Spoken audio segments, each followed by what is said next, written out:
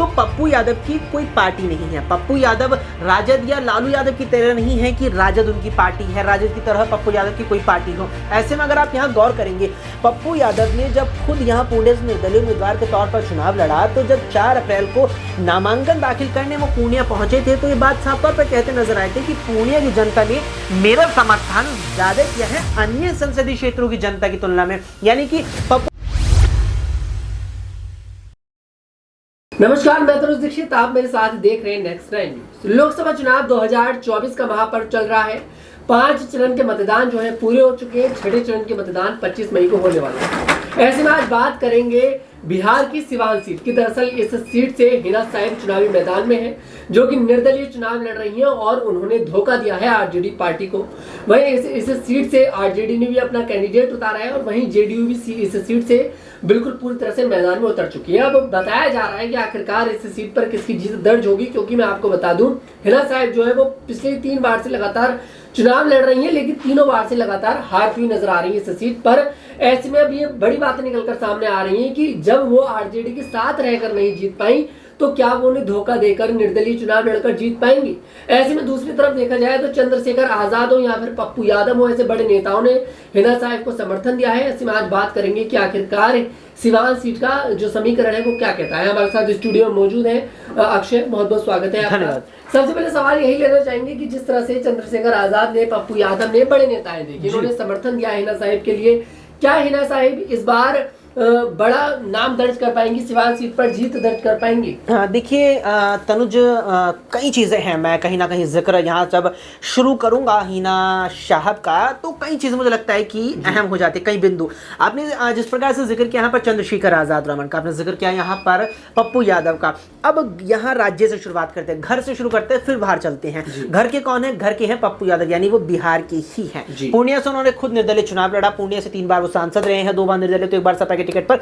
अब अगर आप यहां पर देखेंगे तो पप्पू यादव की कोई पार्टी नहीं है। पप्पू यादव राजद या लालू यादव की तरह नहीं है कि राजद उनकी पार्टी है, राजद की तरह पप्पू यादव की कोई पार्टी हो। ऐसे में अगर आप यहां गौर करेंगे, पप्पू यादव ने जब खुद यहां पुणे से निर्दलीय उम्मीदवार के तौर पर चुनाव लड़ा, तो जब 4 अप्रैल को नामांकन दाखिल करने वो पूर्णिया पहुंचे थे, तो ये बात साफ तौर पर कहते नजर आए थे कि पूर्णिया की जनता ने मेरा समर्थन ज्यादा किया है अन्य संसदीय क्षेत्रों की जनता की तुलना में। यानी कि पप्पू यादव ने यह साफ कह दिया था और खुद इस बात को वो जानते भी हैं कि पूर्णिया में ही उनका जो कोर वोटर है वो पूर्णिया में है। पप्पू यादव की जो ज्यादा मतदाता है, ज्यादा समर्थित मतदाता है, वो पूर्णिया में है और संसदीय क्षेत्रों में इतने नहीं है जी।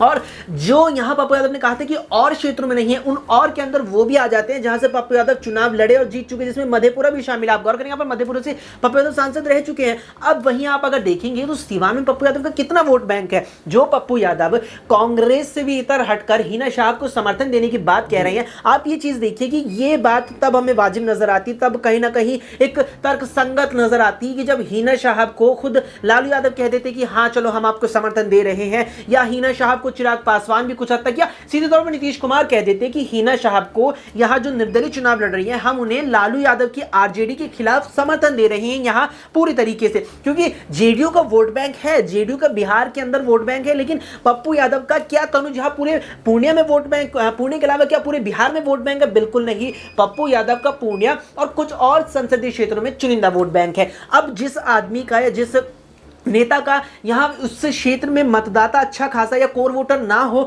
तो वो वहां पर किसी का समर्थन करके कुछ खासा प्रभाव नहीं डाल पाएगा। अब घर से बाहर चलते हैं, उत्तर प्रदेश के चंद्रशेखर आजाद पर आते हैं। आप देखिए चंद्रशेखर आजाद रावण ने बिहार की, जितना मुझे जहन में आता है तनुज, यहां पर बिहार की 5 सीटों पर अपने प्रत्याशी उतारे हैं, 5 सीट पर उनके प्रत्याशी लड़ रहे हैं।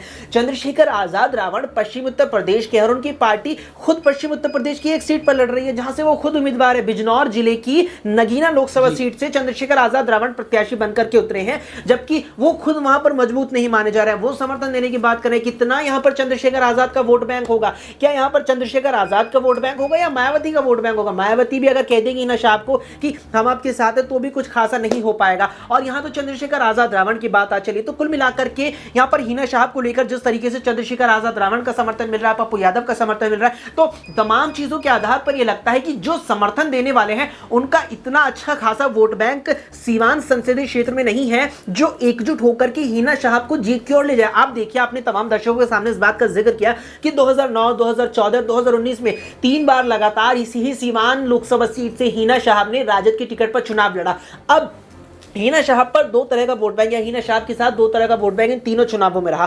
पहला रहा उनके पति सैयद शहाबुद्दीन का वोट बैंक, जो मतदाता सीवान के सैयद शहाबुद्दीन को अपना नेता मानते हैं या अपना नेता मानते थे। उन्होंने हिना साहब को 2009, 14, 19 तीनों बार वोट किया। इसके अलावा राजद का जो कोर वोटर था उसने भी हिना साहब के समर्थन में वोट किया। हिना साहब तब लोकसभा नहीं पहुंच पाई, तब सदन नहीं पहुंच पाई, तो अब निर्दलीय केवल अपने पति के आधारित वोट बैंक पर कैसे पहुंच जाएगी? तो उसके लिए मुझे बिल्कुल यहाँ पर संभावना नजर नहीं आ रही है। वाकई में यहाँ पर संभावना नजर नहीं आ रही है, लेकिन इस बात को नहीं झुठलाया जा सकता कि यहाँ पर हिना साहिब के साथ हिंदू वोट भी है इस बार। महिला और मुस्लिम महिला तो है, तो कहीं ना कहीं मुस्लिम वोट बटोरने में काम रहेंगे, दलित वोट भी बटोरने में काम रहेंगे। ऐसे में चलो ठीक है, आपने ये तो क्लियर कर दिया अक्षय की जीत तो वो नहीं पाएंगे, लेकिन यहाँ पर जीत के अलावा इस बार 2024 में एक बात जो निकलकर सामने आ रही है, वो बात निकलकर सामने है वोट काटने का काम। जी बिल्कुल। क्या हिना साहिब किसका वोट काटती नजर आएंगी सिवान के अंदर? सबसे बड़ा सवाल। हाँ बिल्कुल, मुझे लगता है अहम सवाल आपने यहाँ पर तनुज किया है। देखिए, इस बात में कोई दौराय नजर नहीं आती कि हिना साहब के निर्दलीय चुनावी मैदान में उतरने से मुख्य वोट बैंक वो यहाँ पर लालू यादव आरजेडी का ही काटने वाली है। आप देखिए, बिहार में जेडीयू का अगर वोट बैंक की बात की जाए तो जेडीयू का वोट बैंक मुस्लिम मतदाता भी है, लेकिन भारतीय जनता पार्टी का मुस्लिम मतदाता इतना बड़ा वोट बैंक नहीं है। यह बात नहीं कही जा सकती कि उत्तर भारत में भारतीय जनता पार्टी को देश के मुस्लिम मतदाता वोट नहीं करते, वोट करते हैं, लेकिन जो उनका तबका है, भारतीय जनता पार्टी का जो मुस्लिम वोट बैंक है वो बेहद ही सीमित है। और जेडीयू का भी कोई इतना बड़ा मुस्लिम वोट बैंक नहीं है जितना आरजेडी का है। ऐसे में मुस्लिम समाज की नेता होने के नाते, महिला होने के नाते, और जो एक इमोशनल कार्ड खेलने की कोशिश में अब यहाँ हिना साहब जुट गई है। आपने देखे यहाँ पर तमाम दर्शकों के सामने इस बात का जिक्र किया कि यहाँ पर हिना साहब ने ये संदेश देना चाहा है सीवान की जनता को कि लालू यादव ने हमारे साथ यानी हिना साहब के साथ धोखा किया है। ऐसे में यहाँ हिना साहब का मुख्य उद्देश्य रहेगा कि वो सबसे पहले तो अवध बिहारी चौधरी जो उम्मीदवार बनकर के राजद की तरफ से उतरे, इंडिया गठबंधन वाले, उनके वोट बैंक में सेंधमारी की जाए। उस बात में भी कोई दौरा नहीं है कि हिना साहब के निर्दलीय चुनावी मैदान में उतरने से सबसे बड़ी सेंधमारी यहां इंडिया गठबंधन के वोट बैंक में होगी, क्योंकि कांग्रेस और राजद का मुस्लिम वोट बैंक हमेशा से रहा है बिहार के अंदर, और उस मुस्लिम वोट बैंक में जो सीवान में है उसमें अच्छी खासी सेंधमारी हिना साहब करने वाली है। अब वो सेंधमारी करके हिना साहब जो वोट अपनी ओर ले जाएगी, उससे जो यहाँ इंडिया गठबंधन यानी अवध बिहारी का जो वोट बैंक होगा, जो वोट उन्हें प्राप्त होगा, वो बहुत कम हो जाएगा एनडीए गठबंधन वाले प्रत्याशी की तुलना में, और वहां पर वो आगे निकल जाएंगे। तो कुल मिलाकर के हिना साहब के निर्दलीय चुनावी मैदान में उतरने से यहां पर स्थिति इंडिया गठबंधन की कमजोर नजर आ रही है। ये चीज तो मुझे लगता है कि हमने जिस प्रकार से लगातार तमाम दर्शकों से पूर्णिया को लेकर के बात की, पूर्णिया में भी ये चीज देखने को मिली कि पूर्णिया में भी पप्पू यादव के निर्दलीय चुनावी मैदान में उतरने से उन्होंने सबसे बड़ी जो चोट पहुंचाई है वो इंडिया गठबंधन को पहुंचाई है, वो बीमा भारती को पहुंचाई है, राजद को पहुंचाई है। और यहां पर अगर पप्पू यादव पूर्णिया में जीतते हैं तो यहां पर जी मतलब कि कोई शायद इतनी ज्यादा आश्चर्य की बात मुझे नहीं लगता तनुज ये होगी, लेकिन अगर वो हारते हैं तो उसके बाद जीत यहां पर एनडीए प्रत्याशी की ही होगी, क्योंकि पप्पू यादव ने पूर्णिया में राजद के वोट बैंक में सेंधमारी की है और उसी प्रकार हिना साहब ने सीवान में भी राजद के ही वोट बैंक में सेंधमारी की है। वाकई में अब देखते हैं कि आखिरकार 4 जून को इस सीट के जो सभी सीटों के परिणाम आएंगे, तो सीवान सीट पर आखिरकार जीत किसकी दर्ज होगी? क्या हिना साहिब इस बार जो सिक्का चलने की कोशिश कर रही है, अपनी किस्मत आजमाने की कोशिश कर रही है, क्या हिना साहिब जीत दर्ज कर पाएंगी या फिर नहीं? या फिर इस बार उन्होंने धोखा राजद को दिया है और अगली बार अगर देखिए इस तरह से धोखा दिया है तो सिंपल सी बात है, पार्टियों ने बहुत मुश्किल है कि अपनी पार्टी में शामिल करें। अब देखते हैं कि आखिरकार सिवान सीट पर किसी जीत दर्ज होगी। खैर, आपको क्या कुछ लगता है कमेंट बॉक्स में जरूर बताइएगा। अगर आपको हमारा वीडियो पसंद आया, हमारे वीडियो को लाइक करें, शेयर करें और हमारे चैनल को जरूर सब्सक्राइब करें।